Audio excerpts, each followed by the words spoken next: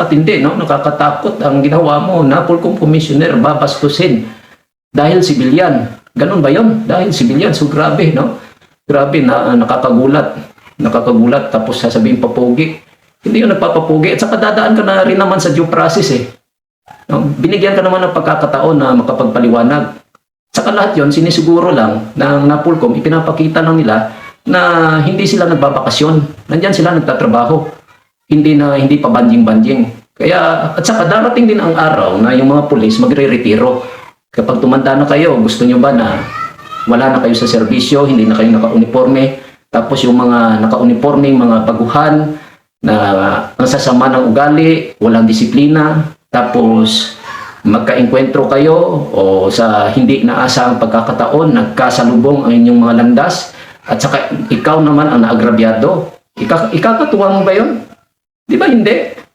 No? Kaya sana sa ating mga kapulisan, wag nating payagan na pumasok yung hangin sa ating mga ulo dahil tayo ay may mga baril. Dahil trabaho, nandiyan kayo para magtrabaho. Hindi para gumawa ng krimen sa aking palagay. Kaya, at saka sundin ng tama ang batas at ang katapatan ay doon sa batas at sa iyong trabaho. Kasi sa bandang huli, ikaw rin naman ang aani sa iyong mga pinagagawa. Yung mga pinagtatakpan mo na mga mabababa ang ranggo, ang mga kabaro mo, kapag yan ay nalagay sa alanganin, madadamay ka pa. Di ba?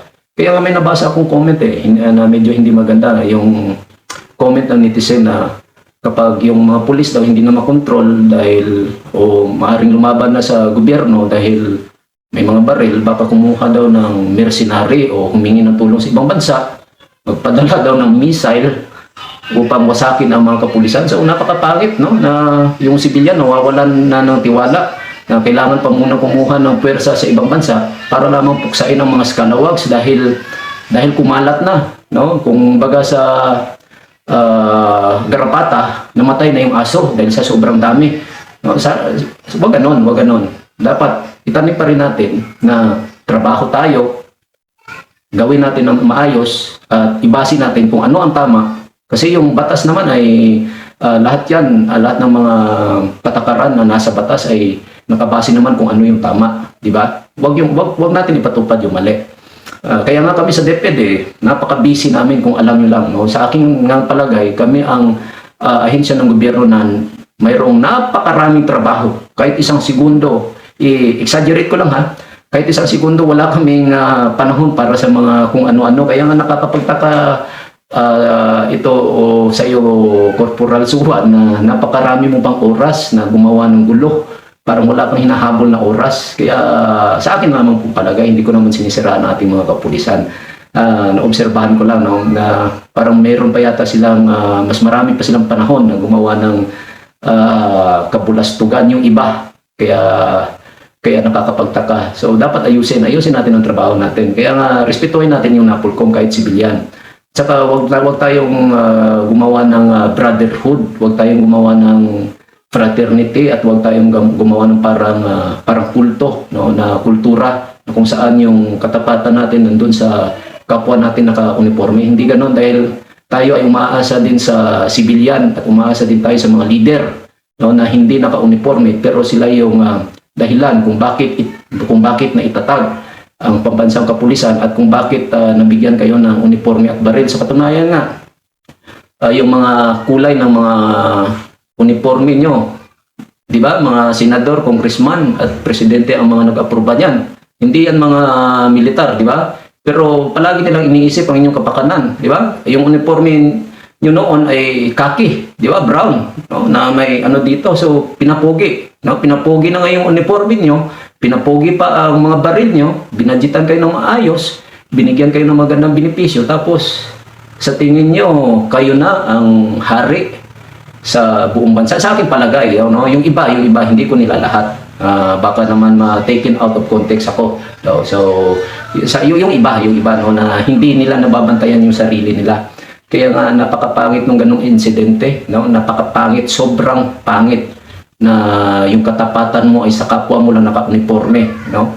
At saka ewan ko ba, no? Parang may comment pa nga na balatuba, no? Balatubang pulis, yung mga balatubang pulis, at saka dapat hindi na yan pinapatagal sa serbisyo. Ang bait-bait ng mga opisyal nyo, kahit may mga record na kayo, nasa serbisyo pa rin kayo. Samantalang sa civilian, no? Yung mga magkakaso ka lang ng unjust vexation, moral turpitude na yan, pwede ka nang i-dismiss sa trabaho.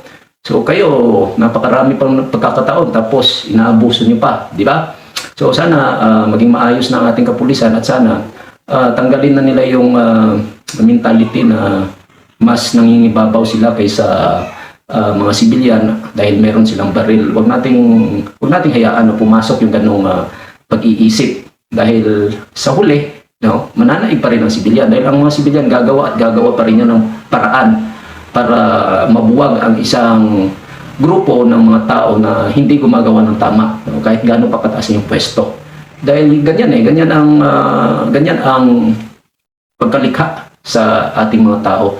Kaya nga sana magbago po tayo, gawin natin ang tama, isipin natin ang kapakanan ng iba, at higit sa lahat, mahalin natin ang trabaho natin at pagsabihan natin ang mga kabaro natin.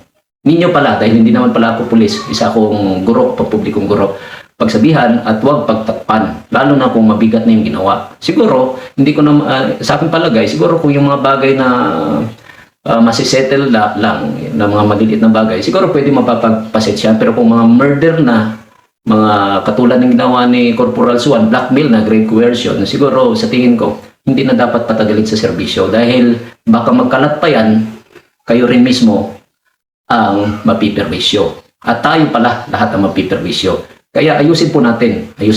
Huwag nating sayangin yung 4 na taon natin sa Philippine National Police Academy. Kayo pala, no? At saka sa Philippine Military Academy. Dahil always remember, kung anong merong kultura sa PMA o PNPA, ang nagdisenyo niyan, mga sibilyan.